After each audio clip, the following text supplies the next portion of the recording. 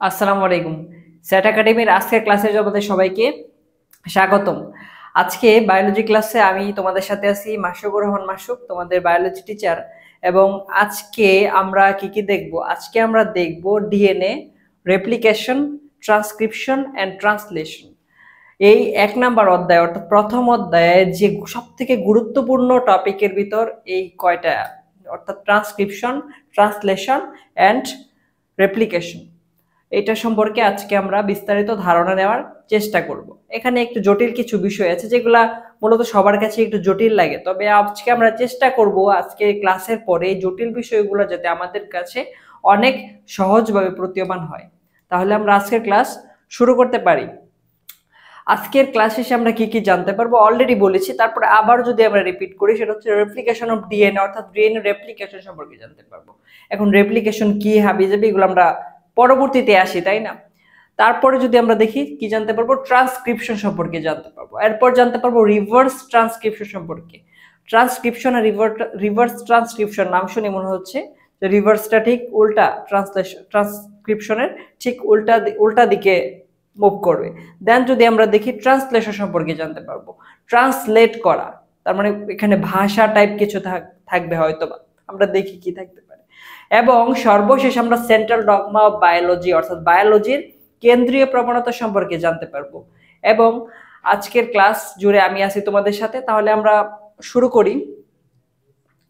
প্রথমেই যদি আমরা দেখি ডিএনএ প্রতিলিপন। এখন ডিএনএ প্রতিলিপন, অনুলিপন, এই কথাগুলা মূলত আসলে কি, যে এইগুলা কই থেকে আসলো, তাই না? ডিএনএ প্রতিলিপন ব্যাপারটা কি? ডিএনএ প্রতিলিপন ব্যাপারটাই হচ্ছে যে একটি ডিএনএ থেকে দুইটি ডিএনএ তৈরি হওয়া, অর্থাৎ অনুরূপ সংখ্যক ডিএনএ বা বেশি সংখ্যক ডিএনএ উৎপাদন করা। এক কথায় আমরা যদি বলি বেশি সংখ্যক ডিএনএ উৎপাদন করা একটা প্রক্রিয়াকে আমরা ডিএনএ অনুলিপন বা ডিএনএ প্রতিলিপন বা ডিএনএ রেপ্লিকেশন নামে অভিহিত করছি। এখন এই ডিএনএ প্রতিলিপন পদ্ধতি এটা কিভাবে আসলো, কই থেকে আসলো, এই ব্যাপারে অনেকগুলো ধারণা আছে। আমরা যদি আসি ধারণাগুলা, ডিএনএ প্রতিলিপন হয় তা অনেক আগে থেকেই জানা ছিল, কিন্তু প্রতিলিপন পদ্ধতি সম্পর্কে জানা যায় অনেক পরে। আগে থেকে আমরা জানতে পারতাম যে, মানে অনেক আগে থেকে আমরা জানি যে ডিএনএ প্রতিলিপন হয়, কিন্তু এই যে জানার ব্যাপারটা, এটা মূলত একদম শিওর ভাবে আরো বোঝা যায় আরো অনেক পরে। কখন জানা যায় সেটা হচ্ছে বিজ্ঞানী লেভিয়ানথান ও ক্রেন তিনটি অনুকল্প প্রস্তাব করে। তিনটি অনুকল্প। এখন অনুকল্প ব্যাপারটা কি, হোয়াট ইজ অনুকল্প? ঠিক আছে, অনুকল্প ব্যাপারটা কি আমরা যদি বলি, অনুকল্প মানে হচ্ছে মানে কোনো একটা প্রকল্প আমি নিয়ে আসলাম, সেই প্রকল্পটা বাংলাদেশ সরকারের যে একনেক আছে, বাংলাদেশ সরকারের একনেক বলতে বোঝায় সেটা জাতীয় যারা হচ্ছে অর্থ ব্যাপারগুলা, অর্থাৎ বিভিন্ন অর্থ স্যাংশন করার, জাতীয় অর্থ স্যাংশন করার কাজগুলো করে থাকে। এখন এই একনেকে কোনো একটা প্রস্তাব বা কোনো একটা প্রকল্প নিয়ে সেখানে দিতে হয়, তারপর সেটা পাস হয়। তাহলে এখানে বিজ্ঞানী লেভিয়ানথান এবং ক্রেন কি করছে, তিনটা প্রকল্প নিয়ে গেছে, সেটা প্রস্তাব করা যায়, প্রস্তাব করছে তিনটা থেকে তিনটাই কিন্তু হয় নাই। একটা প্রকল্প সেটা একদম প্রুফড হিসেবে একটা প্রকল্প সেখানে স্থান পাইছে, আর বাকিগুলো আউট। তাহলে যদি দেখি কয়টা প্রকল্প ছিল, তিনটা। একটা কি সংরক্ষণশীল অনুকল্প, আর একটা ছিল কি অর্ধ সংরক্ষণশীল অনুকল্প, এবং সর্বশেষ ছিল কি বিচ্ছুরণশীল অনুকল্প। তাহলে আমরা এই অনুকল্পগুলো একটু বিস্তারিত দেখার চেষ্টা করি। এখন প্রথমেই যদি আমরা আসি, সেই ক্ষেত্রে কি হয়, আমরা সংরক্ষণশীল অনুকল্পটা আমরা একটু দেখি। সংরক্ষণশীল অনুকল্প ব্যাপারটা কি সেটা আমাদের একটু জেনে নেওয়া উচিত বা জানা উচিত। তাহলে আমরা একটু একটা ডিএনএ এখানে আঁকানোর চেষ্টা করি।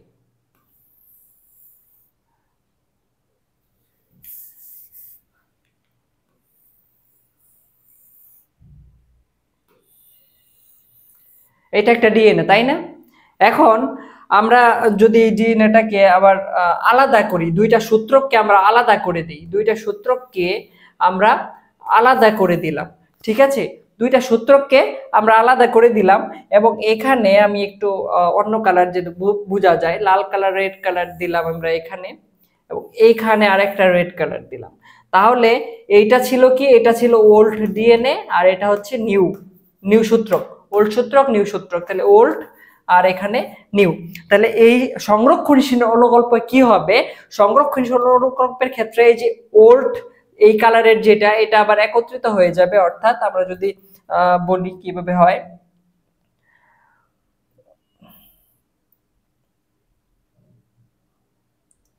আমরা যদি একটু দেখার চেষ্টা করি, এই কালারের যেগুলো ছিল এগুলো একত্রিত হয়ে গেল, এই কালারের গুলো একত্রিত হলো এবং এই প্যাচ খেয়ে গেল। তারপরে হচ্ছে লাল, যেটা লাল চিহ্নিত আমি করেছি, এই লাল চিহ্নিত গুলা আলাদা আলাদা ভাবে আবার এখানে প্যাচ খেয়ে যাচ্ছে। তাহলে সেই ক্ষেত্রে কি হচ্ছে, সেই ক্ষেত্রে আমরা ওল্ড ডিএনএ যেটা ছিল, ওল্ড ডিএনএ দুইটা আলাদা আলাদা ভাবে সেটা নতুন ডিএনএ উৎপাদন হচ্ছে এবং নিউ দুইটা নতুন ভাবে আলাদা আলাদা ভাবে প্যাচ খেয়ে যাচ্ছে। সেক্ষেত্রে কি হচ্ছে, তার মাতৃগুণ সম্পন্ন একটা ডিএনএ কিন্তু আমরা পেয়ে গেলাম। এটা কিন্তু এই ওল্ড ডিএনএ এর একটা প্রতিলিপি বা অনুলিপি বা প্রতিলিপি, অর্থাৎ সেখানে আগের ডিএনএ এর হুবহু বা তার বৈশিষ্ট্যগুলো এখানে চলে আসতেছে এবং আলাদা আসতেছে। তাহলে এটা কি সংরক্ষণশীল, কারণ এখানে আগেরটা টোটালি সংরক্ষিত হচ্ছে। আমরা এই চিত্র থেকে বুঝতে পারবো আরো বিস্তারিত ভালোভাবে। আশা করি সংরক্ষণশীলটা আমরা বুঝতে পারছি। এরপরে দেখবো আমরা অর্ধ সংরক্ষণশীল। এখন আমার কথা হচ্ছে যে তিনটা অনুকল্প যে দিয়েছিল ল্যাভন্থিয়ান এবং ক্রেন, এই অনুকল্প গুলোর মাঝে একটা অনুকল্প কিন্তু স্থান পাইছে। সেটা কোনটা, সেটা হচ্ছে এই অর্ধ সংরক্ষণশীল। সেটা কোনটা, এই অর্ধ সংরক্ষণশীল অনুকল্প, এটা ওনার শেষ পর্যন্ত স্থান পেয়েছে আর বাকিগুলোর কোনো খবর নেই। ব্যাপারটা এরকম। তাহলে এখানে আমি আবারও একটা ডিএনএ আঁকার চেষ্টা করি। এখানে একটা ডিএনএ আমি আঁকলাম,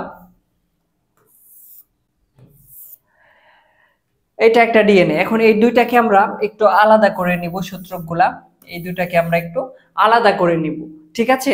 এখন আলাদা করে নেওয়ার ফলে আমাদের এখানে কি হবে, এখানে নতুন আরেকটা সূত্রক আমি নিয়ে আসতেছি, দুইটার জন্য আলাদা আলাদা দুটি সূত্রক আমি নিয়ে আসলাম।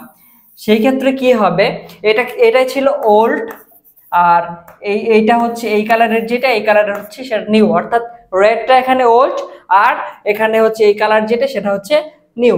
তাহলে কি হবে, তাহলে একটা ওল্ড একটা নিউ আর আরেকটা হচ্ছে ওল্ড একত্রিত হবে, একটা নিউ আর একটা ওল্ড একত্রিত হয়ে গেল, একটা ওল্ড এবং আরেকটা আরেকটা হচ্ছে কি নিউ একত্রিত হয়ে গেল। এই যে প্রসেসটা আমরা যদি দেখি, এই প্রসেসটাকে আমরা কি বলছি, এই প্রসেসটাকে আমরা বলছি অর্ধ সংরক্ষণশীল অনুকল্প। অর্থাৎ এখানে কি হচ্ছে, এইটা কিন্তু ওল্ড আর এটা হচ্ছে নিউ। তাহলে এই ওল্ড এবং নিউ, একটা নিউ ওল্ড ছিল, তার মানে অর্ধ সংরক্ষণশীল। আগের তার আগের যে ডিএনএ সেটার অর্ধেক বৈশিষ্ট্য এখানে আসছে, সেই জন্য এইটার নাম আমরা দিয়েছি অর্ধ সংরক্ষণশীল অনুকল্প। এই প্রক্রিয়া কি হয়, আমরা এখানে একটি মাতৃ ডিএনএ অণু থেকে দুটি নতুন ডিএনএ অণু সৃষ্টি হয় এবং দুটোর একটি মাতৃসূত্র এবং অন্যটি নতুন সূত্র থাকে। আমরা এটা আর এটা এই অনুকল্পটা সঠিক বলে প্রমাণিত হয়। তাহলে কোনটা সঠিক বলে প্রমাণিত হয়, অর্ধ সংরক্ষণশীল অনুকল্পটাই পরবর্তীতে সঠিক বলে প্রতীয়মান হয়। এরপর যদি আমরা দেখি, এরপর আমরা বিচ্ছুরণশীল অনুকল্প দেখব। কি দেখব, বিচ্ছুরণশীল অনুকল্প।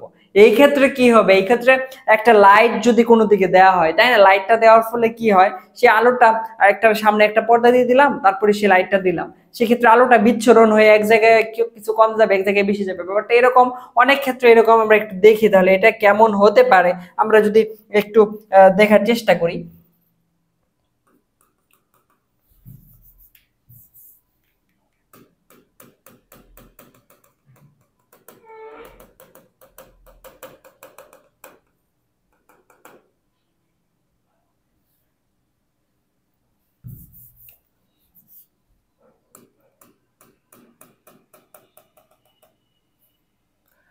একটু যদি আমরা দেখার চেষ্টা করি কেমন হতে পারে।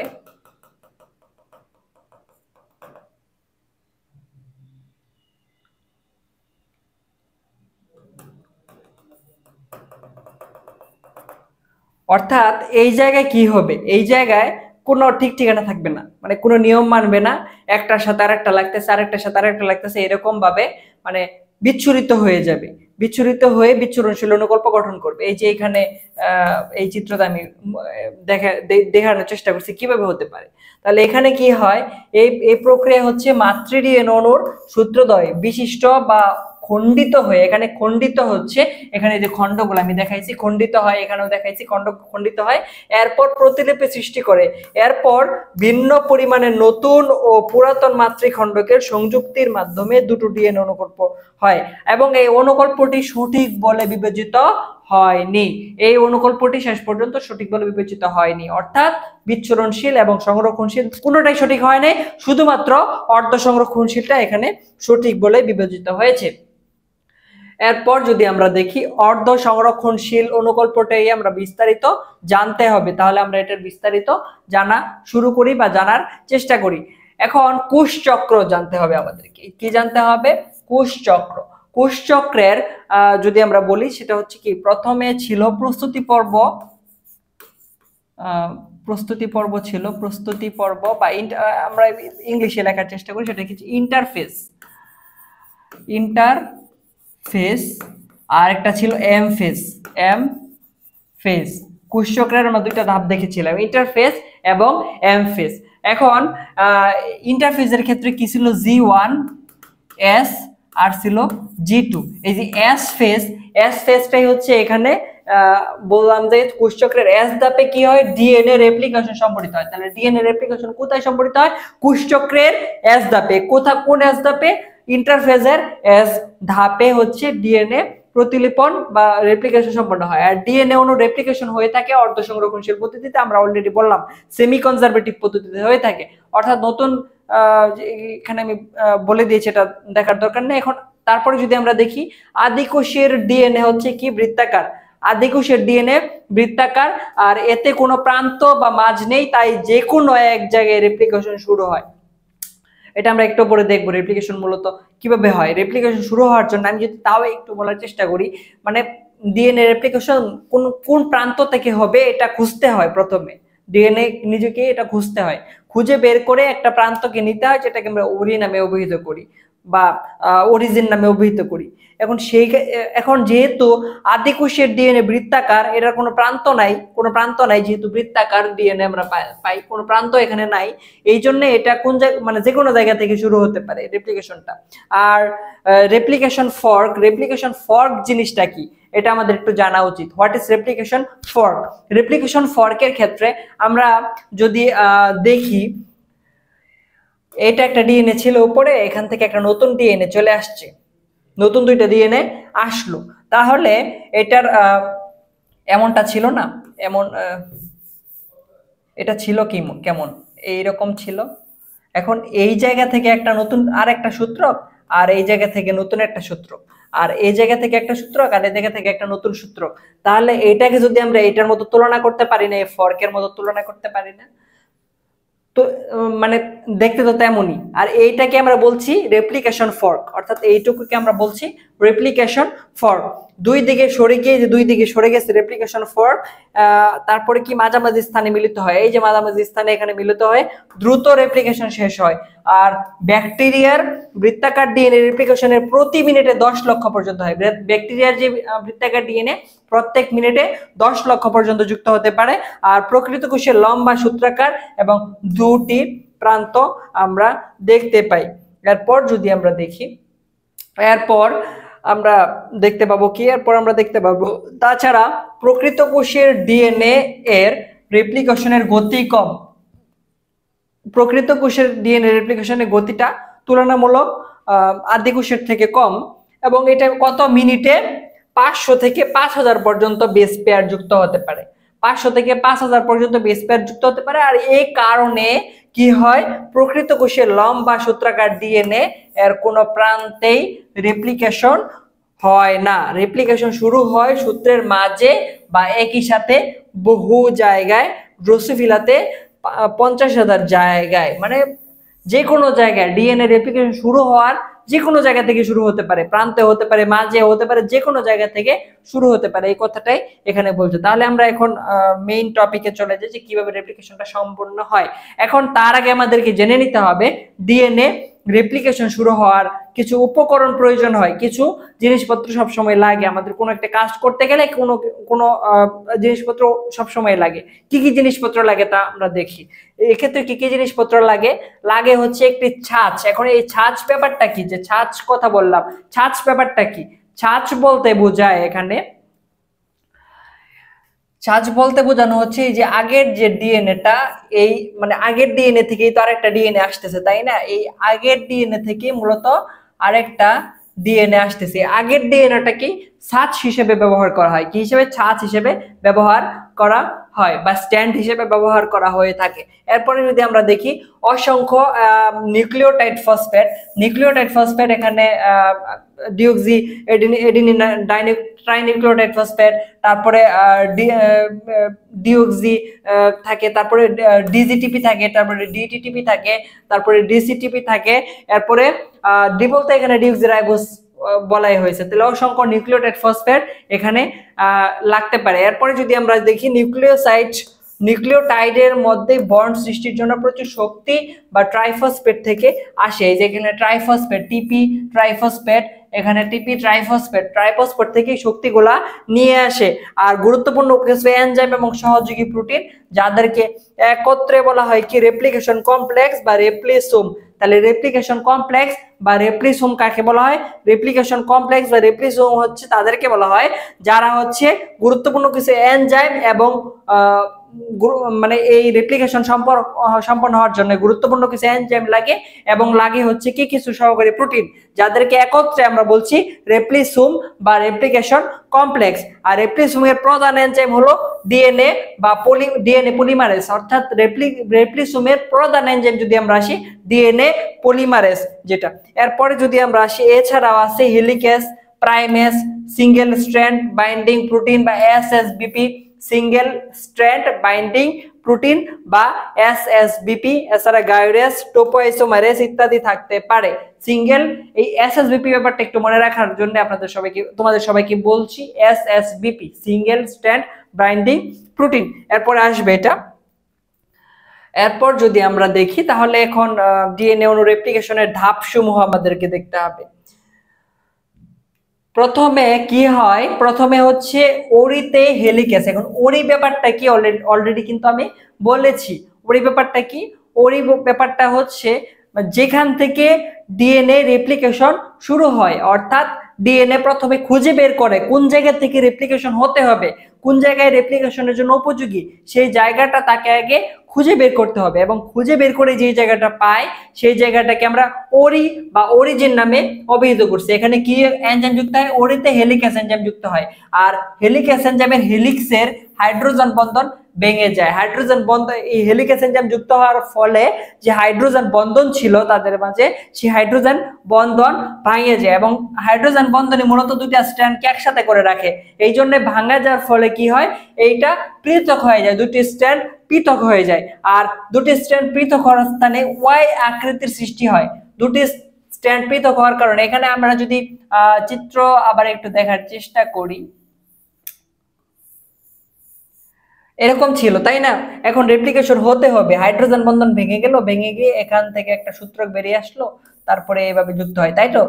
এখান থেকে একটা বেরিয়ে আসলো, তারপরে এখান থেকে যুক্ত হলো। এখন ওয়াই আকৃতির একটা গঠন এখানে সৃষ্টি হলো না, উল্টা ওয়াই, আর যাই হোক ওয়াই আকৃতির একটা গঠন আমরা এখানে পেলাম, যাকে আমরা রেপ্লিকেশন ফর্ক নামে অভিহিত করছি।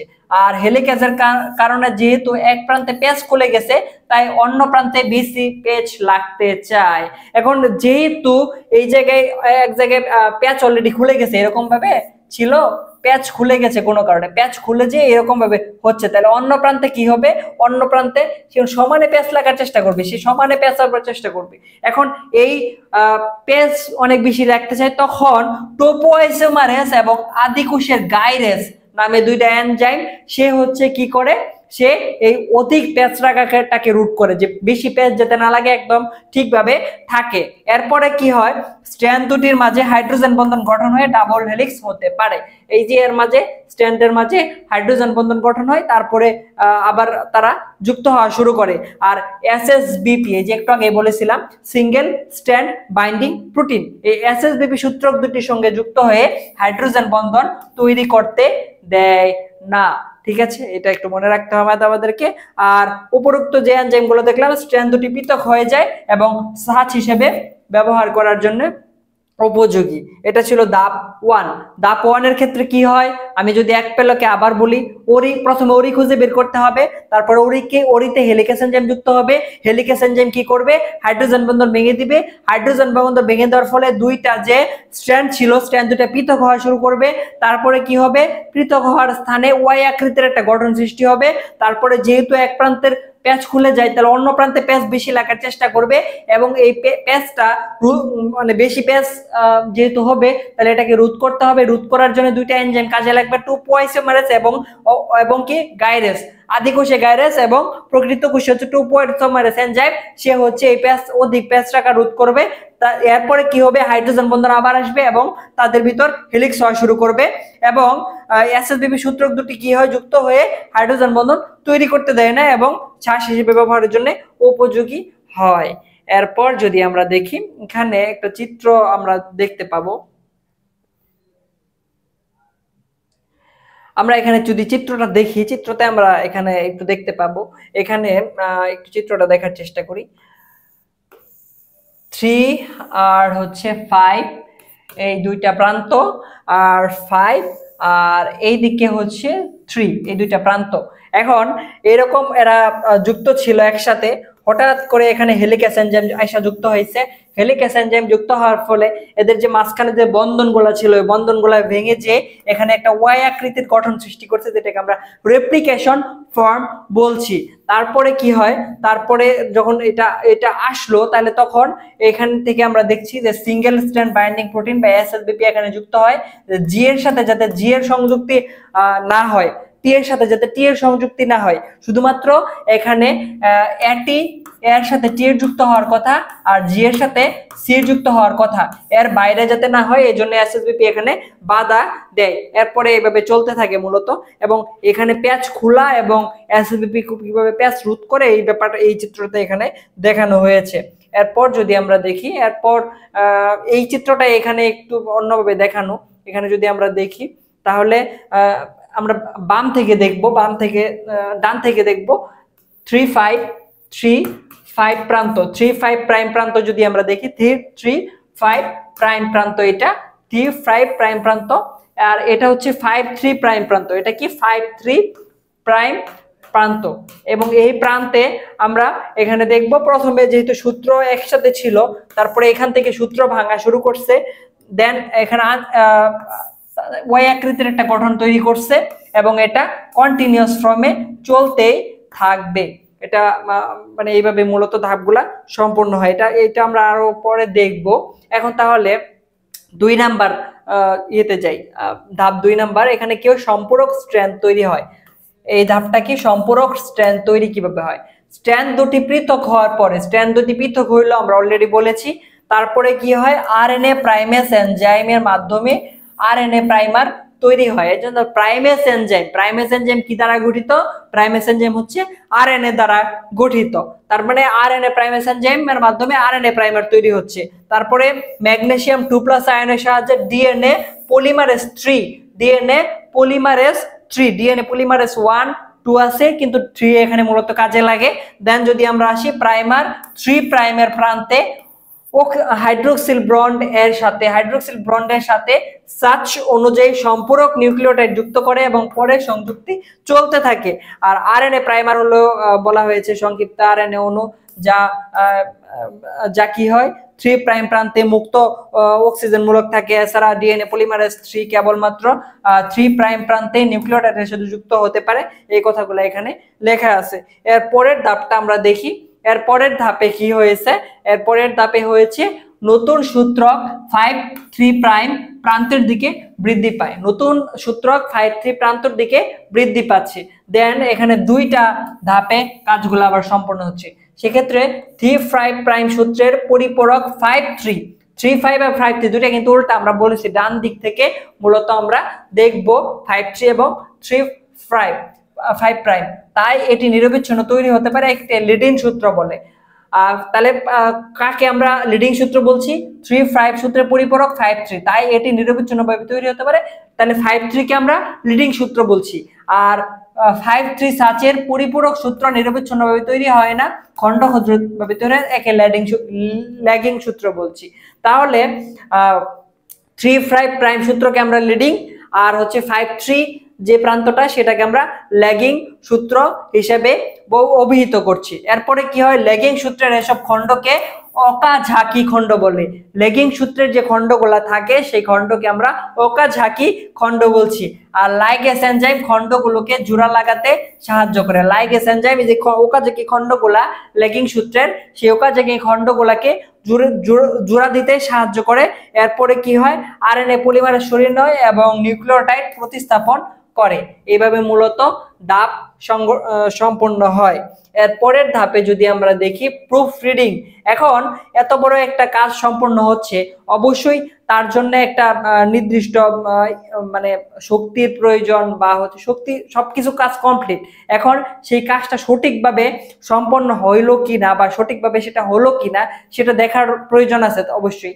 এবং এই দেখার প্রয়োজনটাই হচ্ছে এখানে কি, ডিএনএ প্রুফ রিডিং বা মেরামত। যদি কোথাও কোনো ভুল হয়ে যায়, অর্থাৎ এরকম হয় না যে আমরা একটা বই লিখতে যাই, সেখানে যদি কোনো ভুল হয়ে যায় সেটা প্রুফ রিড করা হয়, দেখা হয় যে কোথাও কোনো ভুল আছে কিনা, তারপরে সেই ভুলটা সংশোধন করা হয়। এখানেও তাই।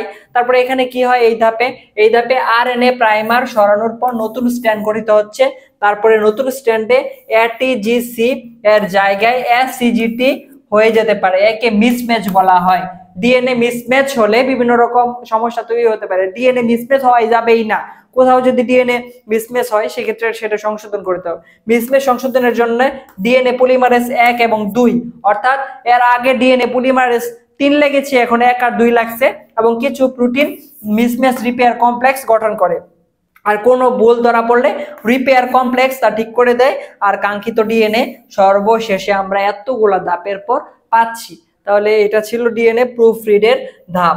এরপর যদি আমরা দেখি, এরপর ডিএনএ রেপ্লিকেশনের ফর্কের নিকট গুরুত্বপূর্ণ কিছু এনজাইম প্রোটিন কি করে, গুরুত্বপূর্ণ কিছু এনজাইম এবং প্রোটিন সমন্বিত হয়ে একটি জটিল আণবিক যান্ত্রিক গঠন সৃষ্টি করে।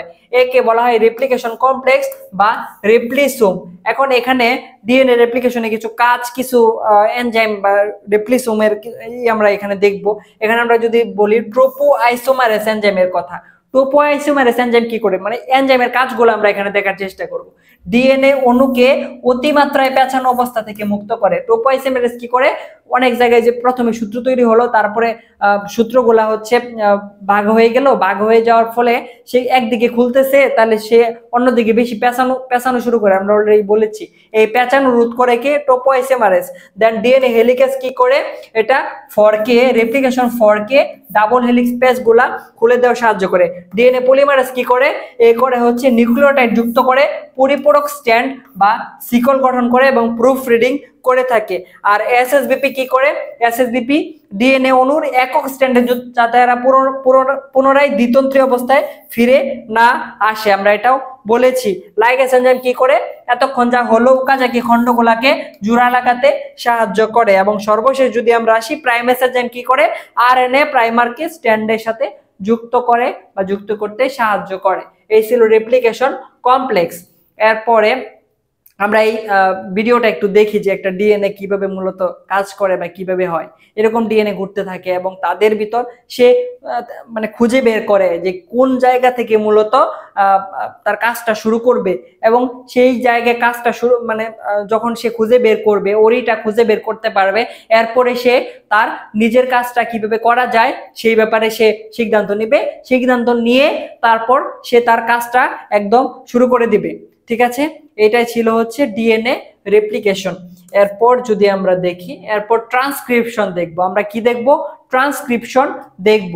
এতক্ষণ ছিল ডিএনএ রেপ্লিকেশন, এরপর আমরা দেখব হচ্ছে ট্রান্সক্রিপশন। ট্রান্সক্রিপশন ব্যাপারটা কি, এতক্ষণ ডিএনএ রেপ্লিকেশন যেটা আমরা দেখলাম, ডিএনএ রেপ্লিকেশনটা কি ছিল, ডিএনএ রেপ্লিকেশনটা ছিল হচ্ছে একটি ডিএনএ থেকে আরো দুইটা ডিএনএ বা এরকম ডিএনএ সংখ্যা বৃদ্ধি। এখন ডিএনএ ট্রান্সক্রিপশন ব্যাপারটা কি, ডিএনএ থেকে এমআরএনএ উৎপন্ন হওয়াটাকে আমরা বলছি ডিএনএ ট্রান্সক্রিপশন।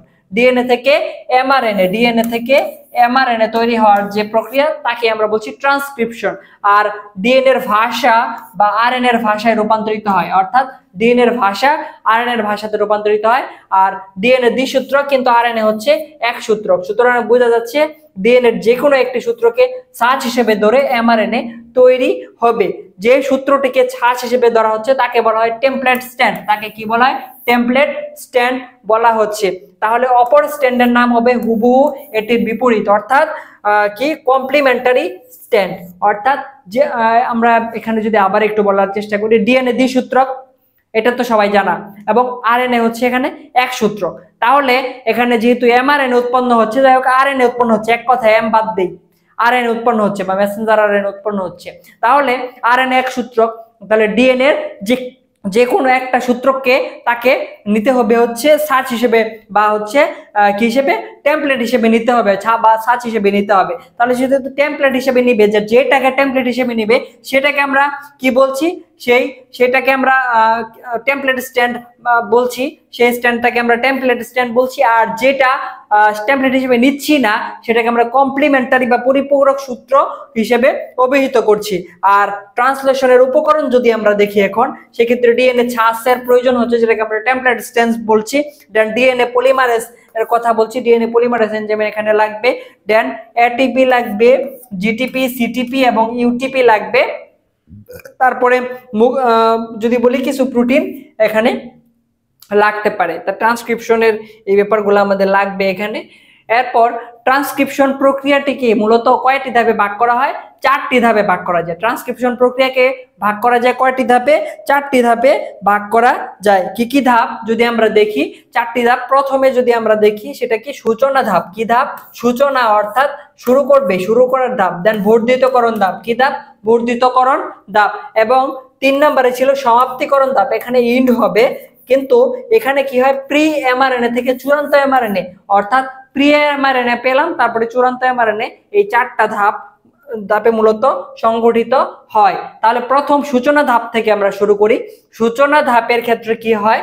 এখানে ডিএনএ স্ট্র্যান্ডে প্রোমোটার থাকে, এখানে কোনো প্রাইমার লাগে না।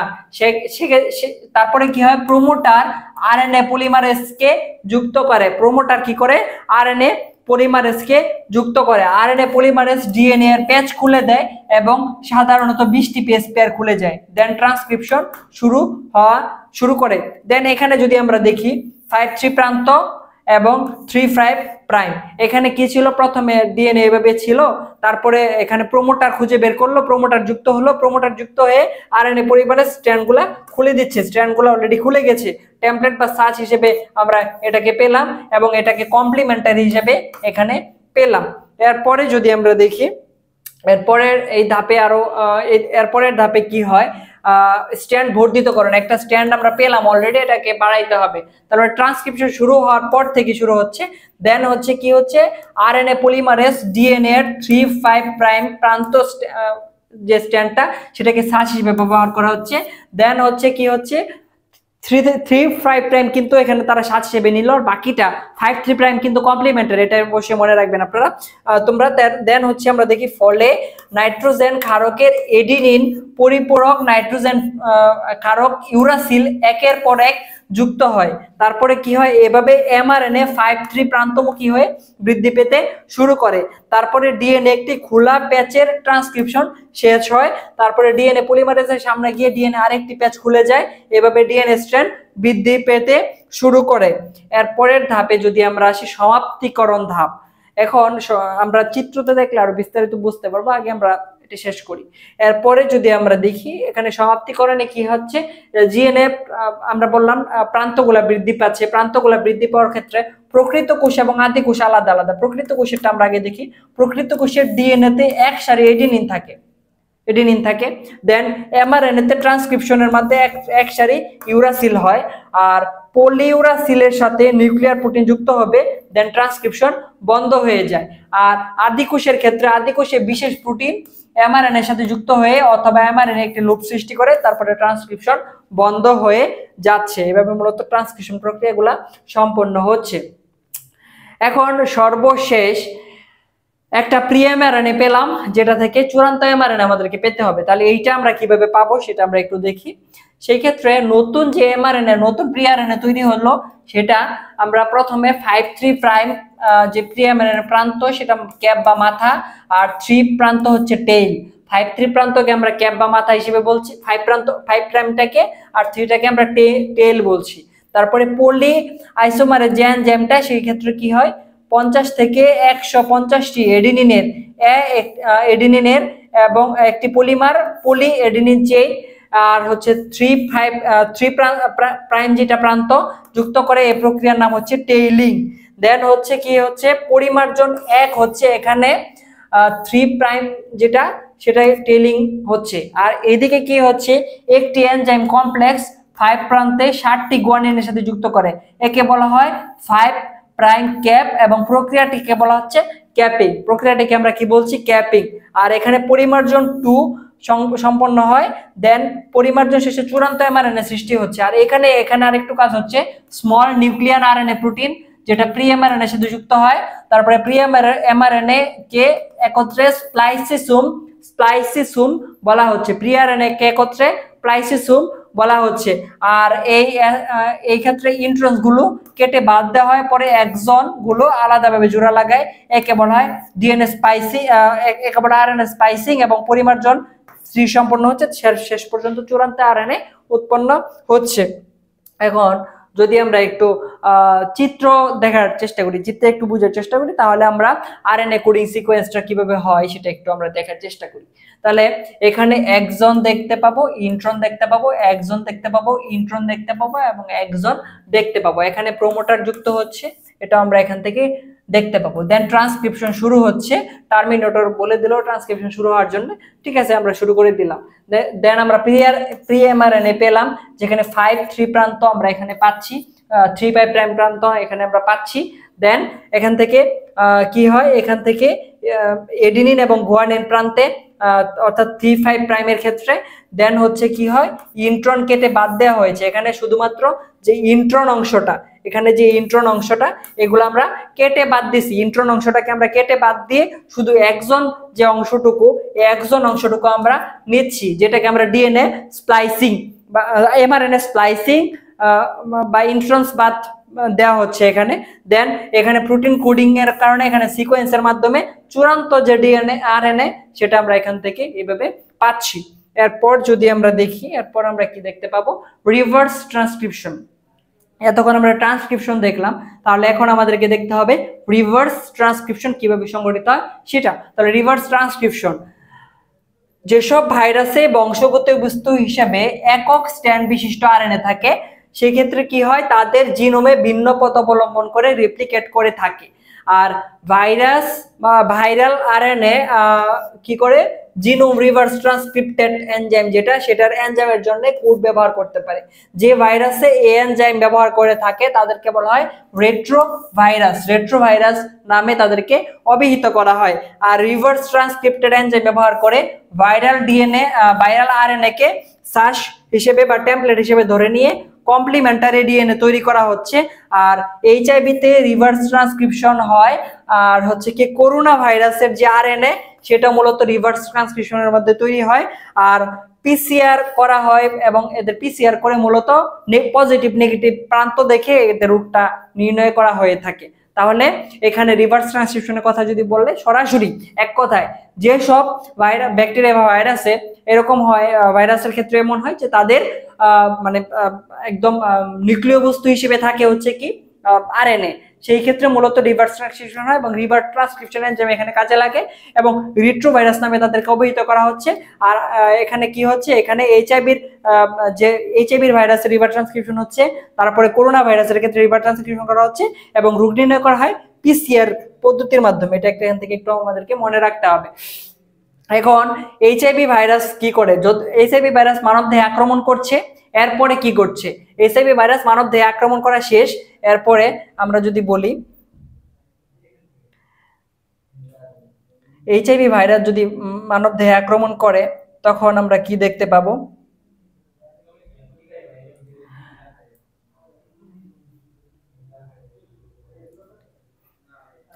এইচআইভি ভাইরাস কোনো কারণে যদি মানবদেহে আক্রমণ করে, এরপর আমরা কি দেখতে পাবো সেটা আমরা একটু দেখি।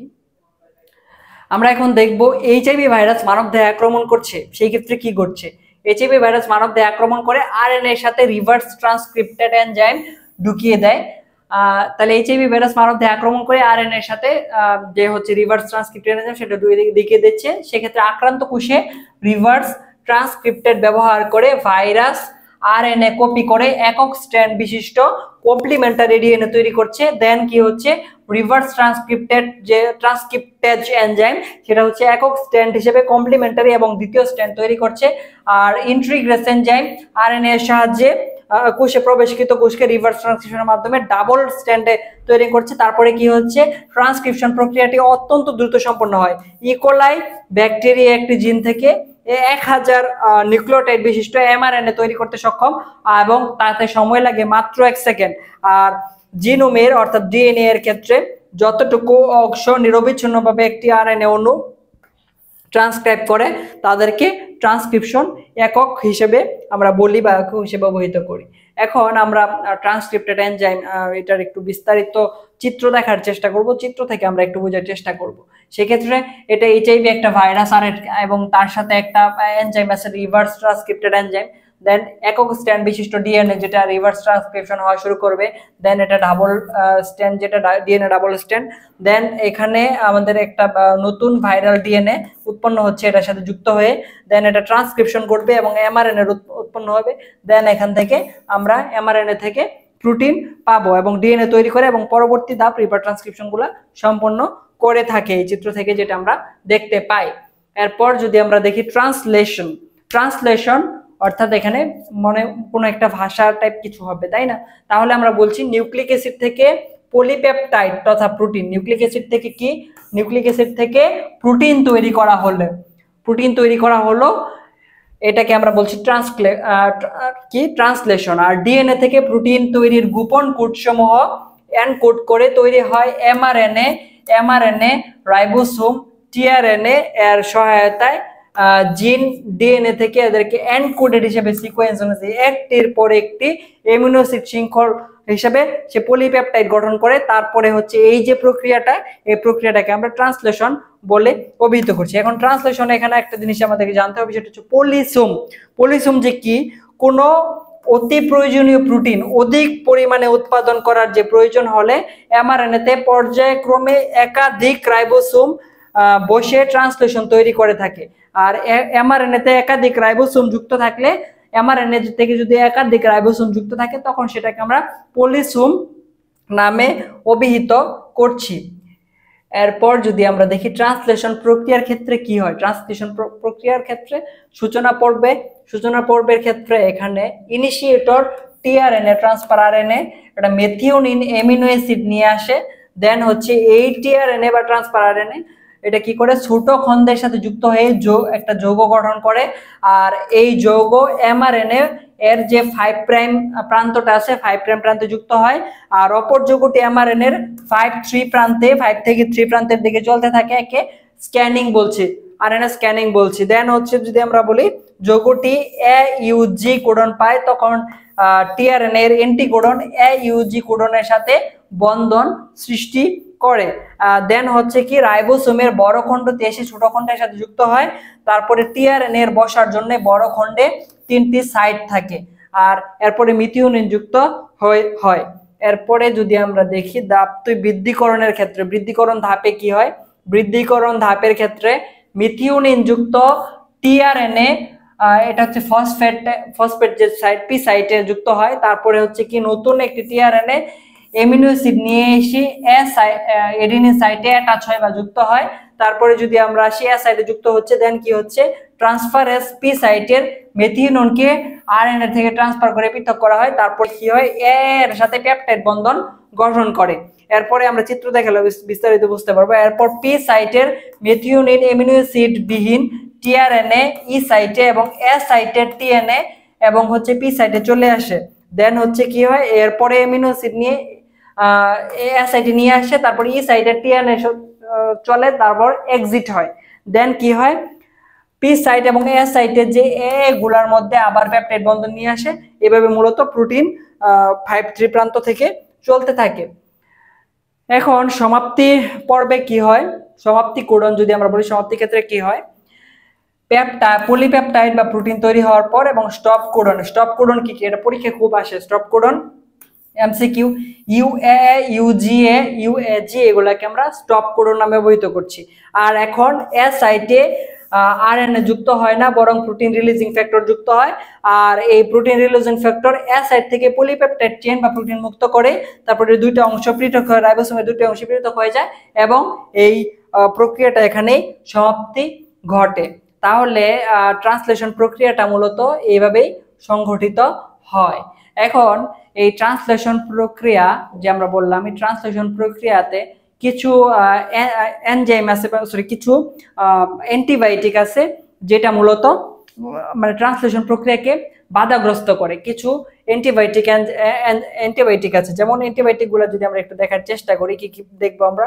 ক্লোরোমাইসিন কিসের বাধা দেয়? পেপটাইড বন্ধনের সৃষ্টিতে বাধা দেয়। ক্লোরোমাইসিন পেপটাইড বন্ধন সৃষ্টিতে বাধা দেয়। তারপর ইরিথ্রোমাইসিন কি করে? রাইবোসোমাল এখানে আরএনএ এর চলাচলে বাধা দিচ্ছে। দেন নিওমাইসিন কি করে? এমআরএনএ এবং টিআরএনএ এর মাঝে আন্তঃবিক্রিয়াতে বাধা দিচ্ছে। তারপরে স্ট্রেপ্টোমাইসিন যদি আমরা বলি, এটা কি করে? ট্রান্সলেশনের সূচনালগ্ন দ্বারা বাধা দিচ্ছে। আর টেট্রাসাইক্লিন, এই অ্যান্টিবায়োটিক গুলা, টেট্রাসাইক্লিনের ক্ষেত্রে কি হয়? রাইবোসোমের টিএনএ এর সংযুক্তি পর্যায়ে এরা বাধা প্রদান করে থাকে। এখন এই অ্যান্টিবায়োটিক, বিভিন্ন অ্যান্টিবায়োটিক ঔষধ ব্যাকটেরিয়ার ট্রান্সলেশন প্রক্রিয়া অর্থাৎ প্রোটিন সংশ্লেষণে বাধা দিচ্ছে। আর মানবদেহে রোগ সৃষ্টিকারী ব্যাকটেরিয়ার প্রোটিন গুলা এই পর্যায়ে তাদেরকে ট্রান্সলেশন করতে বাধা দেয়, যাতে করে সে রোগটা না বাড়তে পারে। এইভাবে মানে ক্ষতিকর ব্যাকটেরিয়ার হাত থেকে আমাদের জীবাণু আমাদের দেহকে রক্ষা করে থাকে কি এই বিভিন্ন রকমের রোগ প্রতিরোধী অ্যান্টিবায়োটিক ঔষধগুলা। এরপরে যদি আমরা দেখি, এখন আমরা ট্রান্সলেশন দেখলাম, ট্রান্সক্রিপশন দেখলাম এবং রেপ্লিকেশন দেখলাম, এবং সর্বশেষ আমরা দেখব সেন্ট্রাল ডগমা অফ বায়োলজি, অর্থাৎ বায়োলজির কেন্দ্রীয় প্রবণতা। বায়োলজির কেন্দ্রীয় প্রবণতা সম্পর্কে আমাদের একটু জানতে হবে। জীববিজ্ঞানের কেন্দ্রীয় প্রবণতা সেন্ট্রাল ডগমা বায়োলজির ক্ষেত্রে কি হয়? ডিএনএ থেকে আরএনএ সৃষ্টি হচ্ছে, এটা আমরা অলরেডি দেখে ফেলেছি। ডিএনএ থেকে মূলত আরএনএ সৃষ্টি হয়। দেন আরএনএ থেকে সৃষ্টি হয় কি? প্রোটিন, যেটা আমরা দেখলাম। ট্রান্সলেশনের ক্ষেত্রে কি হয়? আরএনএ থেকে আমরা প্রোটিন তৈরি হওয়াটা আমরা দেখলাম। তারপরে কি হয়? প্রোটিন হলো সর্ববৃহৎ কর্মী বা ওয়ার্কার। প্রোটিনকে বলা হয় সর্ববৃহৎ কর্মী বা ওয়ার্কার। এরপরে কি বলা হচ্ছে? কোষের সবকিছু নিয়ন্ত্রণ এবং প্রকাশ করে কে? প্রোটিন। কোষের সবকিছু নিয়ন্ত্রণ এবং প্রকাশ করে কে? প্রোটিন। এরপরে যদি আমরা দেখি, কাজেই দেখা যায় বংশগতির তথ্যসমূহ প্রবাহিত হয় ডিএনএ থেকে আরএনএ, এবং আরএনএ থেকে প্রোটিনে, এবং প্রোটিনে থেকে আমাদের সারা দেহে। এবং প্রোটিনকে বলা হয় তাহলে জীবনের ভাষা। কি বলা হয়? প্রোটিনকে বলা হয় জীবনের ভাষা। আর জীবসমূহের কার্যকলাপ বুঝতে হলে ডিএনএ থেকে আরএনএ এবং আরএনএ থেকে প্রোটিন, এভাবে মূলত বংশগতি তথ্যগুলা পাস হয়। এভাবে মূলত বংশগত তথ্যগুলা এক জায়গা থেকে প্রবাহ স্থানান্তরিত হয়। আর এই যে প্রবাহটা, তথ্য প্রবাহ হচ্ছে, তাকে আমরা কি বলছি? সেন্ট্রাল ডগমা বলছি। আর a dogma is a core belief or set of ideas. এখন এই যে আগের যে মানে ব্যাপারগুলো থাকে, যে এই প্রবণতাগুলা বা এই কথাগুলা, এগুলো মানে সবসময় সত্য হিসেবেই ধরে নেওয়া হয়, এগুলো কখনোই মিথ্যা ধরে নেওয়া হয়। এখন এখানে যেটা আমরা সেন্ট্রাল ডগমা অফ বায়োলজি যেটা আমরা বললাম, ডিএনএ থেকে কি হচ্ছে? ট্রান্সক্রিপশন হচ্ছে, ট্রান্সক্রিপশন হয়ে এমআরএনএ উৎপাদন হচ্ছে, দেন ট্রান্সলেশন হচ্ছে, ট্রান্সলেশনে প্রোটিন তৈরি হচ্ছে। এখন সেন্ট্রাল ডগমার কথা বললে, এটা আণবিক জীববিজ্ঞানের মৌলিক নীতি হচ্ছে সেন্ট্রাল ডগমা। আর ফ্রান্সিস ক্রিক 1956 সালে সেন্ট্রাল ডগমা নামটি প্রদান করেন। বর্তমানে একে বলা হয় আণবিক বংশগতিবিদ্যার মৌলিক নীতি হিসেবে বলা হচ্ছে এটাকে। এখন সেন্ট্রাল ডগমার কোনো ব্যতিক্রম কি আছে? সেন্ট্রাল ডগমার কোনো ব্যতিক্রম আছে কিনা? যে সেন্ট্রাল ডগমা যেভাবে বললাম যে ডিএনএ থেকে আরএনএ, আরএনএ প্রোটিন থেকে মানে আমাদের জীবনের যে ভাষাগুলো সেগুলো মূলত হয়, এটার কোনো ব্যতিক্রম আছে কি না, এটা আমাদের একটু কোশ্চেন আসতে পারে। সকল জিন কি এমআরএনএ তৈরি করে? সকল জিন কি এমআরএনএ তৈরি করতেছে? বা সকল আরএনএ থেকে প্রোটিন তৈরি হয় কিনা? টিআরএনএ, আরআরএনএ, ইন্টারফেজিং আরএনএ, এদেরকে আমরা কখনো প্রোটিন তৈরি হয় না। তার মানে এটার ব্যতিক্রম আছে। এরপরে যদি আমরা দেখি, রেপ্লিকেশনের মাধ্যমে তথ্য ডিএনএ এর এক অণু থেকে অন্য অণুতে যায়। তারপরে বলছি কি, ডিএনএ থেকে তথ্য এমআরএনএ প্রবাহিত হয়, যেটাকে আমরা ট্রান্সক্রিপশন বলছি। দেন কি হচ্ছে? এমআরএনএ থেকে তথ্য প্রোটিনে যায়, যেটাকে আমরা ট্রান্সলেশন বলছি। আর এই হলো তথ্য প্রবাহের স্বাভাবিক পথ, এটাকে আমরা তথ্য প্রবাহের স্বাভাবিক পথ হিসেবে বলছি। আর রিভার্স ট্রান্সক্রিপশনের আরএনএ থেকে ডিএনএ তে আসে, পুনরায় কি হচ্ছে আরএনএ তে যায় এবং শেষ পর্যন্ত প্রোটিনে যায়। এসব কতক ভাইরাসে দেখা যায়, আর ভাইরাসে কি হচ্ছে কেন্দ্রীয় প্রত্যয় বা আরএনএ ভাইরাসের থেকে একটু ভিন্নতর হয়ে থাকে। তাহলে আমরা এটা জানলাম যে হচ্ছে সেন্ট্রাল ডগমার ব্যতিক্রম আছে এবং কিছু ক্ষেত্রে ব্যতিক্রম আমরা লক্ষ্য করি। তাহলে আজকের ক্লাসে আমরা কি কি দেখলাম, অনেক বড় একটা ক্লাস হয়ে গেল। আজকের ক্লাসের মানে টপিকগুলো কিন্তু খুবই গুরুত্বপূর্ণ ছিল। তোমাদের সবার আশা করি যে মোটামুটি একটা ধারণা, একটা স্বচ্ছ ধারণা এখান থেকে পেয়েছো, আমি আশা করছি অবশ্যই পেয়েছো। এবং এই ধারণা কাজে লাগিয়ে তোমরা অবশ্যই ট্রান্সক্রিপশন, ট্রান্সলেশন এবং রেপ্লিকেশনে আশা করছি কোনো রকম সমস্যা হবে না। এবং central dogma biology next class হবে, তোমাদের সাথে দেখা হবে জিন নিয়ে। আসসালামু আলাইকুম।